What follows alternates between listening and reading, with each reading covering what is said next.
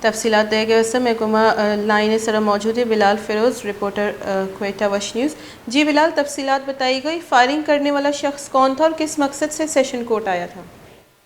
جی بالکل، آج صبح سویرے کوئٹہ سیشن کورٹ کے باہر جو ہے ایک بار پھر ایک فائرنگ کا واقعہ رونما ہوا ہے، جس کے نتیجے میں ڈیوٹی پر مامور جو ہیڈ کانسٹیبل ظہور احمد تھے وہ زخمی ہو گئے ہیں اور ان کو طبی امداد کے لیے سول اسپتال منتقل کر دیا گیا ہے. تفصیلات کے مطابق نوا قلعہ کی رہائشی محب اللہ ولد باران نے اپنے داماد اورنگزیب پر 302 کا مقدمہ درج کروایا تھا کہ اس کی بیٹی کو اس کے داماد نے مارا ہے، جس کی پیشی کے لیے آج اورنگزیب جو ہے سیشن کورٹ آیا تھا،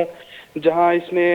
طیش میں آ کر مخالف پارٹی یعنی کہ اپنے سسر کے اوپر فائرنگ کر دی، جس کے نتیجے میں سسر تو جو ہے اس سے بچ گئے، لیکن ڈیوٹی پر مامور جو ہیڈ کانسٹیبل تھا ظہور احمد وہ شدید زخمی ہو گیا. جی بہت بہت شکریہ بلال مارا تفصیلات دے گا بتا خاندانی نجی دشمنی سببا ویل پیش اتکا انچوا کے گوشگا بتا کوٹا پیشی بتگ اور پیشی قانون وتی دستا زورتگ اور وات فیصلہ کرنے گے جو استے انچو کے رپورٹر میں گوشگا بتا اس سیشن کوٹے ڈننا فائرنگ کنگ بتا ٹپی جاورا جبکہ ملزم دستگیر کنگ بتا اور اشیا حوالے ایک پولیس کانسٹیبل ہم ٹپی بتا